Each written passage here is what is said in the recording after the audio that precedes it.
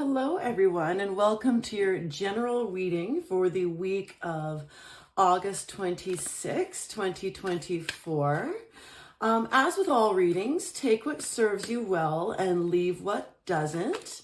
This is a reading for the energy of the week of August 26, but if you're finding this at another time, trust that you are in the right place. One of the most beautiful things about being human is that we have free will choice. So no matter what messages the universe has for us, we can always use that information to change our reality. All right, so today for our general reading, I'm going to start with a power animal card from the Stephen D. Farmer PhD deck. And then I will also pull a Moon Manifestation card by Yasmin Boland, and then I'll do a 3-card draw with maybe a few bonus cards depending on what I might like to clarify. All right, so let's start with our power animal. Which animal will serve the collective the most over the course of the next week? All right. And we are going to get Beaver. Oh my goodness, I love that. Okay, so with Beaver, it's so funny. I just did a short on this and it was the first card that I did of one. So that's so interesting. Okay, so let's talk about beavers. The message here is productiveness, and it's really time for whatever you have been planning, plotting, built, just you've been like in the works of slowly creating. Now is the time to take some action. And I absolutely love it that this is the first card of the first reading that I'm ever doing, because I have been slowly moving my way towards this channel for almost a year now, and here we are. So this is wonderful. Now, beavers I consider to be like the tradespeople of the animal kingdom. All right, so not only do they build dams and homes and bridges out of mere twigs, they have to work together. So this is also a message about working as a team to create. But basically saying, if you've been procrastinating something or taking that big leap after laying the foundation, now is the time to do that. So I love that for you, and I love it for me, which is awesome.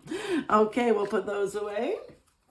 And next, let's find out how the collective can manifest best whatever we've been working on. Okay, so I sense a direction for this reading already, but we'll see what these oracle cards plus the tarot have to say.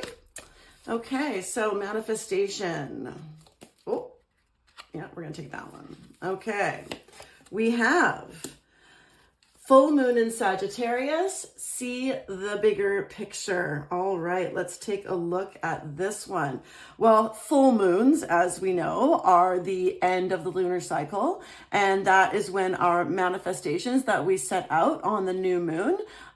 Many of us do new moon and full moon rituals, myself included, although not every month, right? So here we have it in Sagittarius, and see the bigger picture. I love that. How that goes with, in order to see the bigger picture, first of all, we have to take a look from up high, right? So our beaver is down on the ground, but we are also being told to take kind of like a bird's eye view here, to be able to see more of what's going on for us. So I really, really love this in terms of getting her done. Okay, so what do we need to see to be order to take that next big step, stop procrastinating whatever we're working on or what we would like to manifest into our reality? Wonderful. Okay, so coming over here.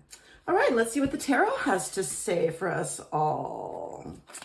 Okay, I always do a significant shuffle in between readings, but we'll just mix these up a little bit more because I did one this morning. Okay, so we're going to do situation, obstacle advice. Okay, so situation, obstacle advice. Oh, our first situation, we have the world. Wonderful. The obstacle, ooh, the Three of Swords. And our advice is the King of Wands. Wow, I love this. Okay, so with the world, we are coming to the end of a cycle, right? So the major arcana starts with the Fool, right? The Fool's journey, and then it wraps up with the World. Now, this is not somebody's whole life, right? I mean, yes, it does do a lifetime, but it's also a lifetime of the cycles. When I was explaining the World sign or the World card to my 13-year-old the other day, I said, you know, when you're in kindergarten and elementary school, you are the Fool. You're a noob, right? There's lots of noob energy with the Fool. But then by the time you graduate from grade 7, which he just did, you're at the end. You've gone through this whole cycle, and now he's about to enter high school and he's the Fool again. All right. So with the world, now there's lots of other things that could be coming up here. First of all, I love also that the world is kind of like a graduation diploma. So in the same veins of the metaphor that I just used, right? There is this, it's a grad diploma. So we're like wrapping up loose ends. We're creating space for a new adventure. We're creating space for that new adventure or that new venture that you are looking into, that you need to take, that Beaver's saying, let's take this next step, okay? So this is saying, okay, our situation is we're wrapping something up and we are going to need to, there could also be some travel. There's a few other kind of things in here, but I'm really getting this. It's something, the situation is something's wrapping up in order to be able to make space for something else. One of the things I say all the time in my therapy practice is that in order to have a new experience or get something new, we have to make space for it, whether that's physical, okay? So if I put something here, nothing else can go there until I make the space for something else to go there. Okay, does that make sense? And we also do this energetically, and we do it with our thoughts and emotions. So in order to make space for something new to happen, we need to release and let go to create that energetic space. I love it. Okay, next, our obstacle is, now, the traditional meaning of this card is heartbreak. I prefer to think of it as lessons learned. Yes, through difficulty, through pain. So the obstacle is that perhaps we have felt some pain in the past. We have felt, I mean, everybody's had denser emotions and negative things happen to us. Like you don't go through life without having that happen. But the real step forward is, how do we use that information to, number one, not repeat those mistakes? Because there are no mistakes in life, only lessons, unless you keep doing the same thing over and over and over again, which of course will typically lead to the same result. So swords are always about our mindset, our mental health, our thought processes.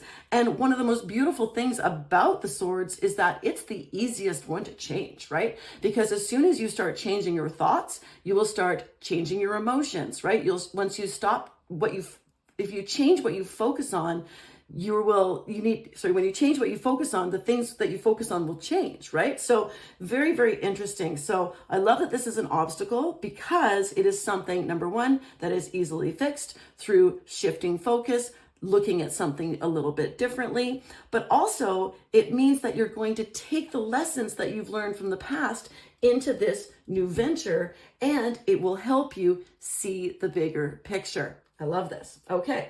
Now, moving forward, we've got our King of Wands. Now, our King of Wands this is the advice. And I'm going to say the advice is to embody the confidence of the King of Wands.